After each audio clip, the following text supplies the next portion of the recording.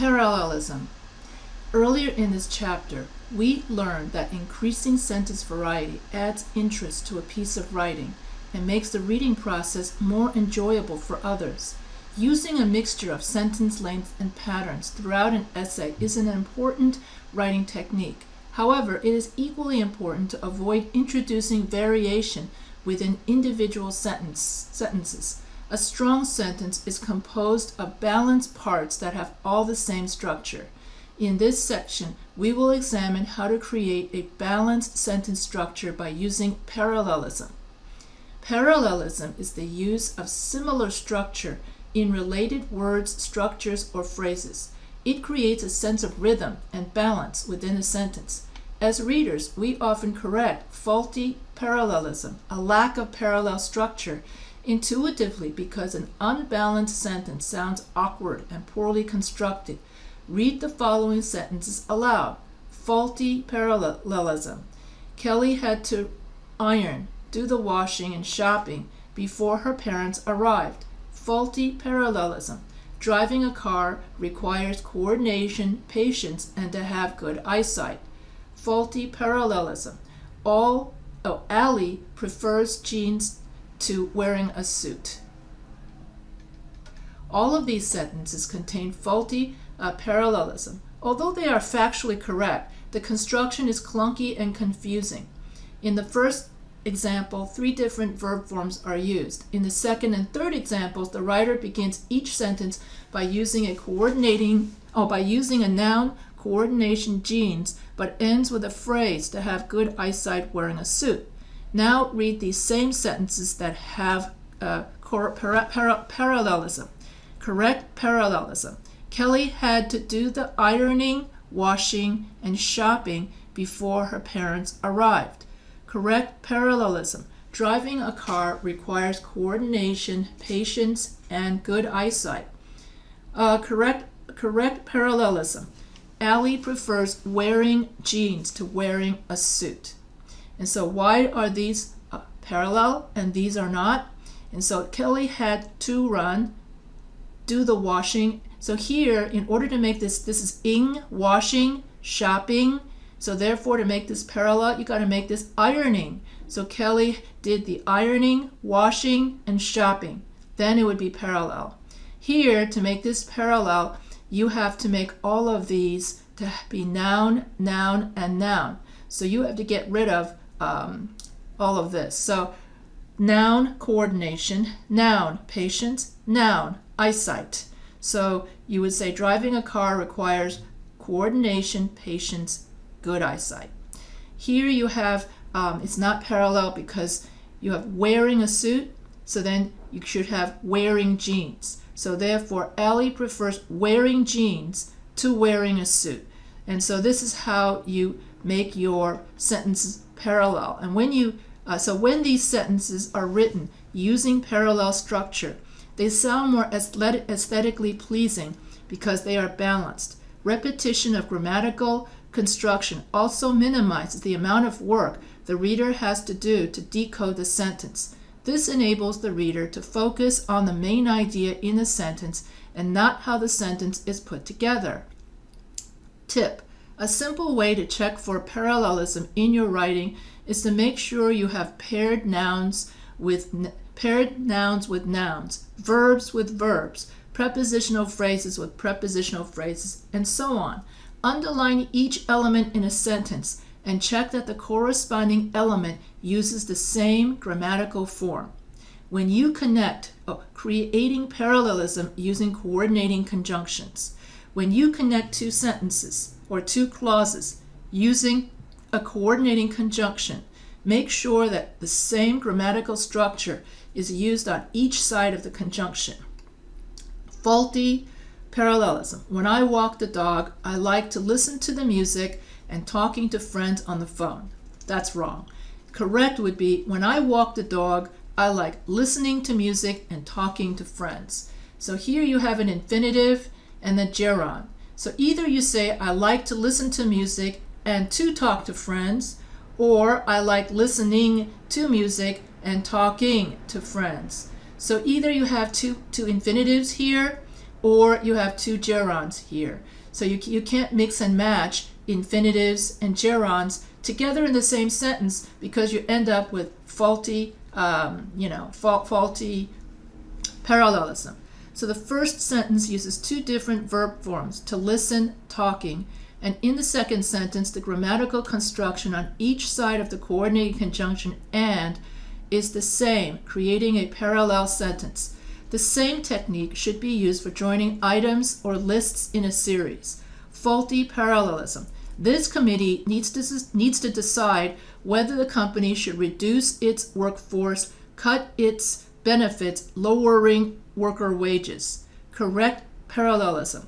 This committee needs to decide whether the company should reduce its workforce, cut its benefits, and lower worker wages.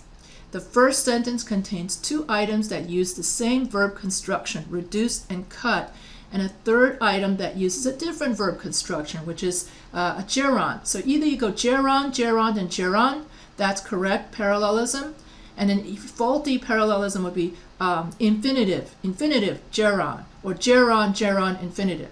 So when you have parallelism, you've got to have the same verb structure and the same similar structure, infinitive, infinitive, infinitive, gerund, gerund, gerund, adjective, adjective, adjective, noun, noun, noun. Even noun, adjective, noun, adjective, noun, adjective, or independent clause, independent clause, independent clause, or adjective, noun, adjective, noun, adjective, noun. So everything's got to be parallel in order for it to sound correct.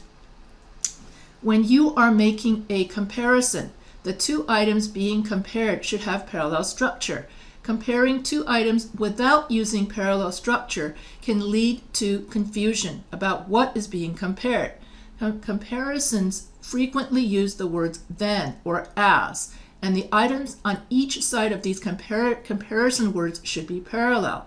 Faulty parallelism. Swimming in the ocean is much tougher than a pool. No, correct parallelism is swimming in the ocean is much tougher than swimming in a pool. That makes more sense. In the first sentence, the elements from the comparison then are not equal to the elements after the comparison word.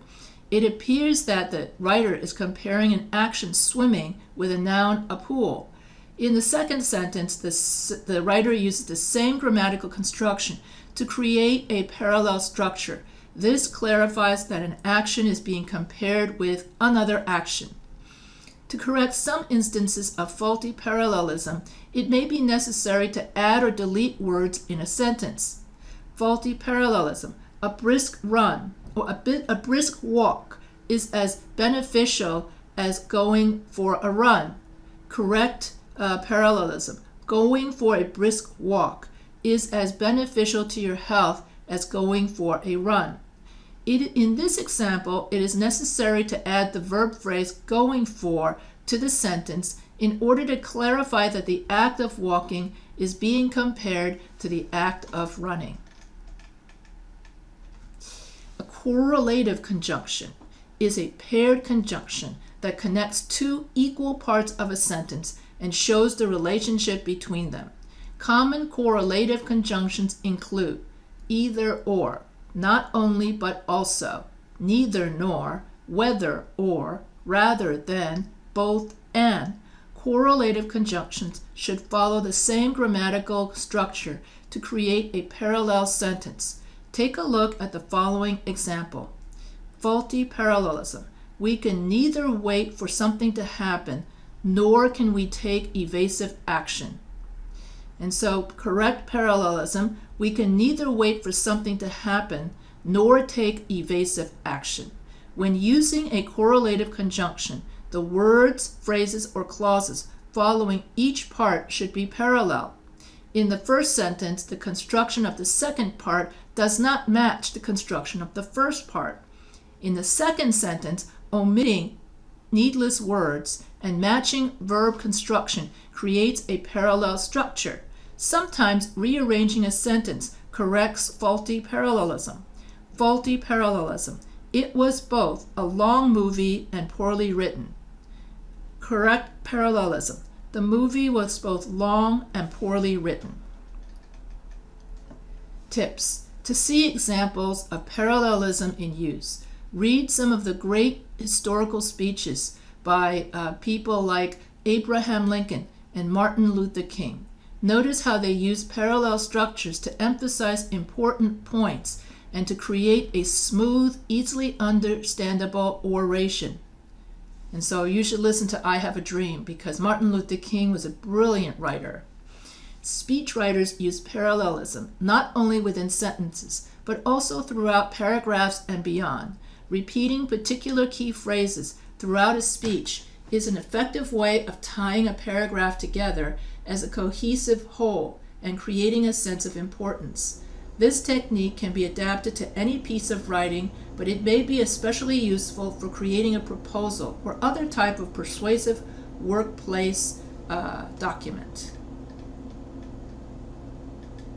Key takeaways. Parallelism creates a sense of rhythm and balance in writing by using the same grammatical structure to express equal ideas.